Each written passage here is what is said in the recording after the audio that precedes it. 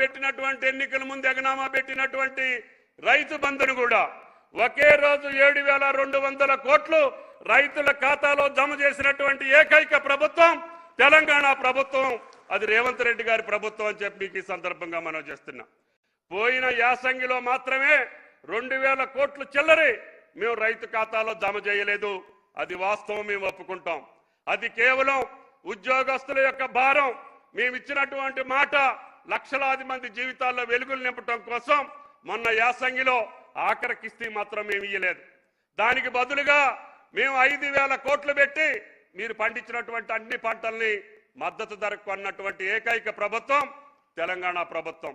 భారతదేశంలో ఏ రాష్ట్రంలో కూడా మొక్కజొన్నలు కానీ జొన్నలు కానీ ఏ రకమైనటువంటి పంటలు కొనకపోయినా రేవంత్ రెడ్డి గారు మా కేబినెట్ నిర్ణయం తీసుకొని కాదు కష్టాల్లో ఉన్నటువంటి రైతుని మనం ఆదుకోవాలి అని 15 లక్షల టన్నుల మొక్కజొన్నలు జొన్నలు ఇతర అన్ని పంటలు కూడా కందులు కానీ మినువులు కానీ పెసలు కానీ సోయా కానీ సన్ఫ్లవర్ తోటి సహా మీ పంటలను కొనుగోలు చేసినటువంటి ఏకైక ప్రభుత్వం భారతదేశంలో తెలంగాణ ప్రభుత్వం అని చెప్పి మీకు ఈ సందర్భంగా మనం చేస్తున్నాం.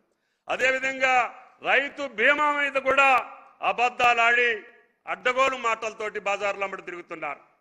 ఈ రోజు వరకు 4,250 కోట్లు ఈ 3 సంవత్సరాల్లో మేము కట్టాల్సినటువంటి LIC కట్టాల్సిన ప్రీమియం కట్టాం.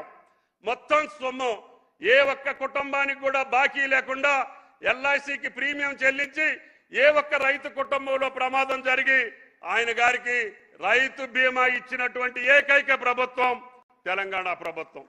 రైతు బీమాలో మేము ఏ ఒక్కరికి బాకీ పడలేదు. రుణమాఫీలో ఏ ఒక్కరికి బాకీ పడలేదు. రైతు భరోసాలో మొన్న ఆఖరి కిస్తీలో మాత్రం అసలు రైతు భరోసా అంటే మనందరికీ రాష్ట్ర ప్రజలకు తెలియాలి.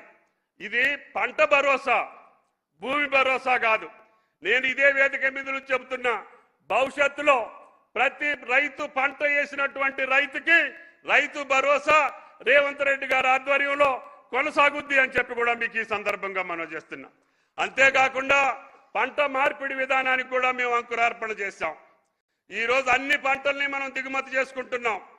కానీ ఆ పంటలకి కావలసినటువంటి వెసులుబాటు ఇవ్వాలని మా రైతు కమిషన్ అధ్యక్షులు ఇచ్చినటువంటి సలహాలను పూటించి భవిష్యత్తులో మనం ఏ పంటలైతే దిగుమతి చేసుకుంటున్నామో ఆ పంటలకి రైతును ప్రోత్సహించి ఆ రకమైనటువంటి ఉద్యాన పంటలతోటి పాటు తప్పకుండా భవిష్యత్తులో కూరగాయలతో సహా ఈ రాష్ట్రంలో సమృద్ధిగా మనం పంటలు పండించే స్థాయికి ఈనాడు రైతాంగాన్ని తీసుకెళ్లాలని ఇందాకనే పెద్దలు చెప్పారు. ఈరోజు వాతావరణ శాఖ చెప్పేటటువంటి అంచనాలను బట్టి ఎలినో ప్రభావం ఎక్కువగా ఉంటుందని, అది కూడా భారతదేశం మీదనే ఎక్కువ ఉంటుందని, ఆ భారతదేశంలో కూడా దక్షిణ భారతదేశానికే ఎక్కువ ఉంటుందని, దక్షిణ భారతదేశంలో కూడా ఆంధ్ర తెలంగాణ కర్ణాటక రాష్ట్రాల మీద ప్రభావం ఎక్కువ ఉంటుందని. అందుకని మేము పదే పదే రైతులకు విజ్ఞప్తి చేస్తున్నాం, మీరు నీటికి తక్కువ ఉన్నటువంటి పంటలు, నీటి వినియోగం తక్కువ ఉండేటటువంటి పంటలు వాడండి. దానికోసమే పప్పు దినుసులన్నింటినీ కూడా రైతు వేదికల్లో పెట్టి మీకు విత్తనాలు సప్లై చేశాం. ఇందాక పెద్దలు ఉత్తమ్ గారు చెప్పినటువంటి 7 రకాల డిమాండ్ ఉన్నటువంటి వరి విత్తనాలు ఒకవేళ కేంద్ర ప్రభుత్వం తిరస్కరించిన మార్కెట్లో మీరు అమ్ముకోగలిగినటువంటి ధాన్యం, అదేవిధంగా ఎక్స్పోర్ట్స్కి అనుకూలమైనటువంటి ధాన్యం, రైతులకి ఎక్కువ ఆదాయం వచ్చేటటువంటి ధాన్యాన్ని మీకు సిఫారసు చేశాం. ఆ విత్తనాలను కూడా ప్రతి రైతు వేదికల్లో మీకు అందుబాటులో ఉంచాం. ఆ రకంగా ఆయిల్ ఫామ్ని పెద్ద ఎత్తున ప్రమోట్ చేస్తున్నాం. ఈ గత సంవత్సరంలో భారతదేశంలో ఎక్కువ ఎకరాలు వేసినటువంటి ఏకైక రాష్ట్రం తెలంగాణ రాష్ట్రం. మనం మొదటి స్థానంలో ఉన్నాం. రేపు భవిష్యత్తులో భారతదేశంలో ఎక్కువ ఎకరాలు ఉన్నటువంటి పామాయిల్ రైతులు ఉన్నటువంటి రాష్ట్రం తెలంగాణ రాష్ట్రం కాబోతా ఉంది. రేవంత్ రెడ్డి గారు పదవీ స్వీకారం రోజున దానికి టన్నుకి 12,000 ఉండేది. ఈ 2.5 సంవత్సరాల్లో ఆ టన్నుని 24,000 చేశాం. ఈరోజు ఎకరానికి 2.5 లక్షల నుంచి 3 లక్షల ఆదాయం వస్తుంది.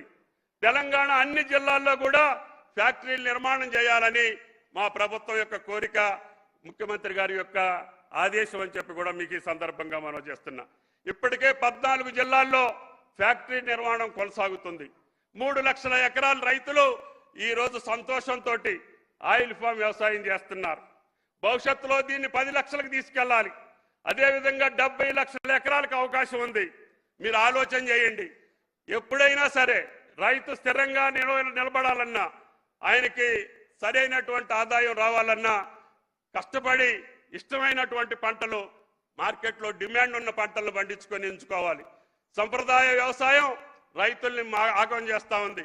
అకాల వర్షాలు, వాతావరణ పరిస్థితులు రైతులకు అనుకూలించట్లేదు. మార్కెట్ పద్ధతులు కూడా మనకి అనుకూలించట్లేదు.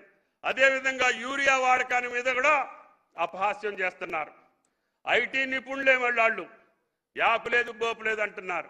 ఈరోజు తెలంగాణ ప్రణాళికని కేంద్ర ప్రభుత్వం ప్రధానమంత్రి అడాప్ట్ చేసుకొని భారతదేశం మొత్తం ఈ యొక్క ఎరువులకు సంబంధించినటువంటి యాప్ని స్థిరీకరించారు.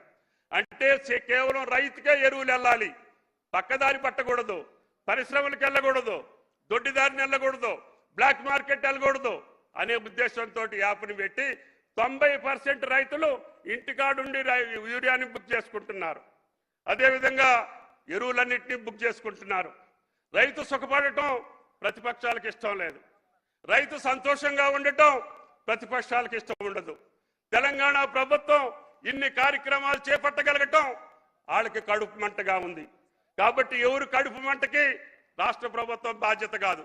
మీ అధికారం పోయి, మీ కడుపు మండిపోయి, మీరు ఆగమైపోయి, మీరు కష్టాల్లో ఉంటే ఆ కష్టాలు రైతుల పేరు మీద పెట్టి ఈ ప్రభుత్వాన్ని ఆగం చేయాలనో బదనాం చేయాలనో చూస్తున్నారు. అది మీకు సాధ్యం కాదు అని చెప్పి మీకు ఈ సందర్భంగా మనం చేస్తున్నా.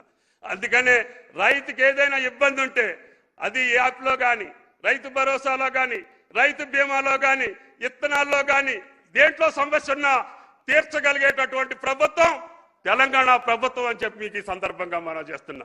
ఏదన్నా ఉంటే రైతు వేదికల నుంచి ఇప్పుడు లక్షలాది మంది రైతులు చూస్తున్నారు. నేను ప్రతి మంగళవారం వాళ్ళతో మాట్లాడుతున్నా.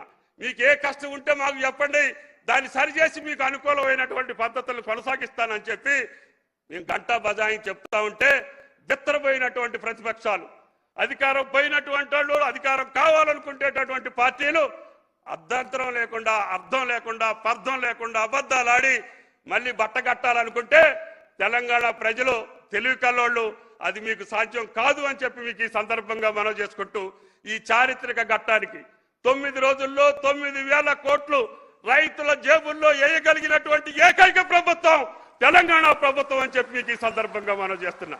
అది రేవంత్ రెడ్డి గారి అధ్యక్షతన సాధ్యమైంది.